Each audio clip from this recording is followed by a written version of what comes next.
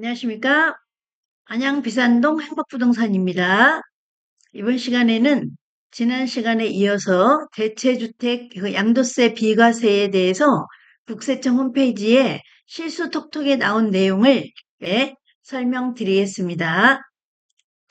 예, 지난 시간에는 사업 시행 인가 이후에 대체주택을 구입해야 되는데요. 사업 시행 인가 전에 대체주택을 구입해서 비과세를 받지 못한 사례를 여러분들께 말씀드렸고요. 이번 시간에는 역시 대체주택인데요. 종전주택에 있어서 승계조합원은 해당이 안 되고 원조합원만 해당이 됩니다. 근데 원조합원과 승계조합원의 구분은 관리처분 인가에서 관리처분 인가 전에 구입을 하게 되면 원조합원이 되고요. 관리처분 인가 후에 구입을 하게 되면 승계조합원이 됩니다. 그래서 종전주택에 대해서는 승계조합원인 그 관리처분 인가 이후에 사게 되면 그 대체주택에 대해서 양도세 비과세가 적용이 안 된다는 그러한 내용으로 국세청의 실수 톡톡을 다시 한번 말씀드리겠습니다. 네, 원조합원은 종전주택에 대해서 원조합원이 해당이 돼야 되고요. 그 다음에 그러니까 관리처분 인가 전에 종전주택은 구입해야 된다는 그러한 내용이죠. 그 다음에 대체주택을 사업시행 인가 이후에 대체주택을 구입을 했어요. 그래서 대체주택에서 취득요건, 거주요건, 양도요건을 마친 다음에 대체주택을 양도를 하게 되면 양도세 비과세가 되는데요. 그 요건을 다시 한번 보겠습니다. 첫 번째 요건으로는 종전주택에 대한 요건을 먼저 보게 되면 국내에 1주택을 소유한 1세대가 라고 나와 있는데요. 이 국내에 1주택을 소유한 1세대의 그 시점은 여기 보시게 되면 대체주택의 취득일 현재라고 나와 있습니다. 전에는 전에는 국내 1주택을 소유한 1세대가의 그 시점이 사업시행 인가의 시점이었는데 전년도 작년 10월 23일 날 그 유권 해석이 기재부 유권 해석에 의하면 대체주택의 취득 시점에서 1세대 1주택을 갖게 되면 된다. 사업시행 인가 시점이 아닌 대체주택의 취득 시점이라고 나와 있기 때문에 사업시행 인가 시점에 예를 들어서 주택을 여러 개를 갖고 있었다. 그럼 그걸 양도하고 나서 대체주택을 구입하면 되는 겁니다. 그래서 조건이 조금 완화가 됐다라고 볼 수가 있어요. 두 번째는 그 주택에 대한 재개발 재건축 사업의 사업 시행 기간 동안 거주하기 위하여 다른 주택, 대체주택을 취득하는 경우라고 나와 있죠. 이거는 이제 종전주택의 요건이 되겠습니다. 그 다음에 대체주택의 요건을 보게 되면 사업시행 인가일 이후 대체주택을 취득하여 1년 이상 거주를 할 것. 그러니까 이게 사업시행 인가일 이후에 대체주택을 취득해야만 된다고 그랬죠. 그 다음에 두 번째 관리처분 계획 등에 따라 취득하는 주택이 완성된 후 3년 이내에 그 주택으로 세대 전원이 이사를 하여 1년 이상 계속해서 거주할 것. 세 번째, 관리처분 계획 등에 따라 취득하는 주택이 완성되기 전 또는 완성된 후 3년 이내에 대체주택을 양도할 것. 이렇게 나왔습니다. 그래서 종전주택의 요건과 대체주택의 요건이 이렇게 두 가지, 세 가지로 이렇게 나열을 해드렸습니다. 그 다음에 보게 되면 적용 대상이 되는 대체주택의 비과세 적용 대상이 되는 요건에는 대체주택 취득일 현재 1세대 1주택인 원조합원 이렇게 나와 있죠. 여기서 이제 포인트가 되는 거는 원조합원이에요. 승계조합원이 아닌 원조합원만 대체주택의 비과세가 된다. 그런 내용입니다. 그래서 이 절차를 보게 되면 재건축 재개발의 절차를 보게 되면 조합 설립 인가가 첫 번째 단계고요. 두 번째 사업 시행 인가, 세 번째 관리처분 인가, 네 번째 이제 공사가 끝나고 나서 준공을 하게 되죠. 그 다음에 준공이 끝나면 이주를 하게 되고 이주가 끝나면 보존 등기를 하게 됩니다. 사업시행 인가와 관리처분 인가의 단계 사이에서는 분양 신청을 하게 되죠. 내가 몇 평형을 신청해야 되겠다라는 그런 에, 그 신청을 조합에 하게 되고요. 그 다음에 관리처분 인가에서 사용 승인 사이에는 이주를 하고 철거를 한 다음에 공사를 시작해서 준공이 떨어지게 되는 그렇게 되는 단계입니다. 그래서 이제 사업 시행 인가 후에 대체주택을 구입하게 되는데요. 대체주택을 구입하고 나서 1년 이상을 그 대체주택에서 거주를 해야 돼요. 사업 시행 인가 이후에 이거 공사하는 동안에 내가 살아야 될 집을 구입을 해놓은 상태에서 그 대체주택에 1년 이상 거주를 해야 되고, 그 다음에 이제 준공이 되게 되면 공사가 완료가 돼서 사용 승인이 나고 준공이 떨어지게 되면 그로부터 3년 이내에 이사를 해야 되고, 그 다음에 1년 이상 거주를 하게 되면, 그 요건에 맞게 됩니다. 그래서 3년 이내 이사만 하면 되고, 1년 이상 거주를 할 거를 예상을 하고, 양도를 하게 돼도 비과세 조건은 해당이 됩니다.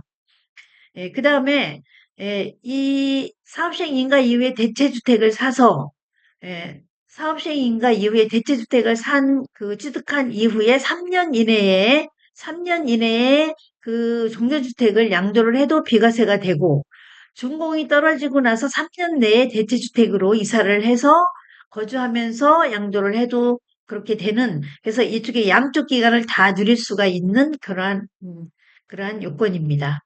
이렇게 돼서 대체주택에 대한 비과세는 여러 가지 측면에서 반드시 이거 혜택을 누려야 되는 그러한 상황인데요. 실수 사례를 한번 공유해 드리겠습니다. 실수 사례는 이 내용을 보게 되면, 조합원 입주권을 승계 취득한 후에 거주하기 위해 취득한 주택을 양도하였으나 대체주택 비과세를 적용받지 못한 사례. 예, 전 시간에는 첫 번째는 사업 시행 인가 전에 대체주택을 구입했기 때문에, 그 대체주택에 대한 양도세 비과세를 받지 못한 사례고요.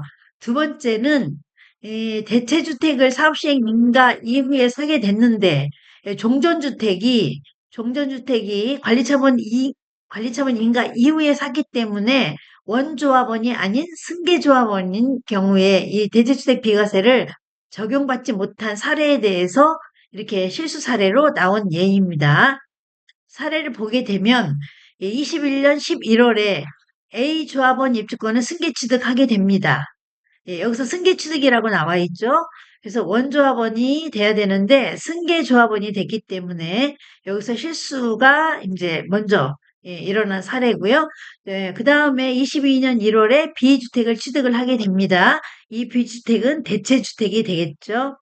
그 다음에 24년 1월에 이 A 신축주택을 완성을 하게 됩니다. 종전주택이 이제 준공이 떨어진 거죠. 그 다음에 B주택을 종전주택이 완성이 됐기 때문에 여기로 이사를 하게 되고, 그 다음에 B주택을 양도를 하게 됩니다. 24년 2월에. 그래서 이 순서에 의해서 진행이 됐는데요. 여기서 결정적인 실수는 입주권이 승계 취득했다는 그러한 실수를 하게 됩니다. 원조합원이 돼야 되는, 관리처분 인가 전에 사서 원조합원이 돼야 되는데 관리처분 인가 후에 매입을 하게 돼서 승계 취득을 하게 돼서 이 실수를 하게 되는 그러한 사례입니다. 그래서 내용을 보게 되면 홍길동 씨는 21년 11월 A 조합원 입주권을 승계 취득하고 22년 1월 B주택을 취득하여 거주하다가 A 신축주택이 완성된 후 24년 2월에 B주택을 양도함. 요 내용을 그대로 이제 읽어 내려간 겁니다. 그래서 홍길동 씨는 A 조합 입주권의 재개발 사업 시행 기간 동안 B주택에서 1년 이상 거주하고 대체주택 특례에 따라 비과세 신고를 하였으나 비과세를 적용받지 못함. 그래서 영원으로 신고를 했는데 미적용이 돼서 9,300만 원을 다시 토해내야 되는 그러한 실수를 하게 됩니다. 사례에 대한 설명을 보게 되면 대체주택 비과세 특례는 재개발 재건축 사업으로 인하여 기존 보유하던 주택의 계속 거주할 수 없으므로 사업 시행 기간 동안 거주하기 위하여 대체주택을 취득, 양도하는 경우에 적용하는 것인데, 홍길동 씨는 관리처분 인가일 이후 조합원 입주권을 승계 취득하였으므로 대체주택 비과세를 적용받지 못함, 이렇게 사례 설명이 나와 있죠. 그래서 양도하기 전에 먼저 체크해 봐야 될 사항은 조합원 입주권을 먼저 승계 취득하고 다른 주택을 나중에 취득하는 경우 조합원 입주권으로 취득한 주택과 다른 주택 중 먼저 양도하는 주택은 비과세를 적용받을 수 없습니다. 여기서 승계 취득이라는 게 포인트가 되겠죠. 실수한 사례가 됩니다. 여기서 절세 포인트는 조합원 입주권이 아닌 관리처분 인가일 전에 주택을 취득하는 경우 대체주택 비과세 특례 적용이 가능하므로 재개발 재건축이 예정되거나 진행 중인 지역에 주택을 취득할 계획이 있다면 관리처분 인가일 전으로 주택의 취득 시기를 조정하는 것이 절세에 절대적으로 도움이 된다고 이렇게 나와 있습니다. 그래서 아까도 말씀드렸듯이 다시 한번 포인트를 정리를 하게 되면 예, 종전주택은 관리처분 인가일 전에 사야 되고 그래야 원조합원이 돼야 되는 그러한 조건이고요. 그 다음에 대체주택은 사업시행일 인가 이후에 사야 됩니다.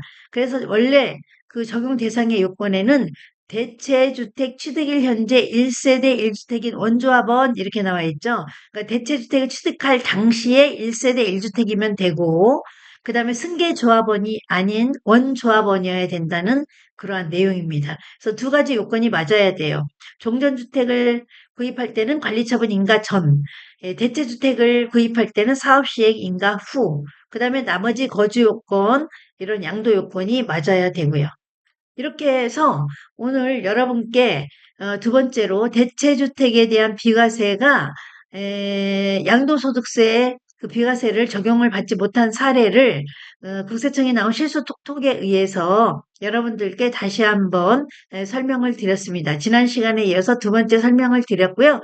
다음 시간에도 이와 관련된 분양권과 입주권의 그 실수 톡톡에 대해서 계속해서 여러분들께 올려드리겠습니다.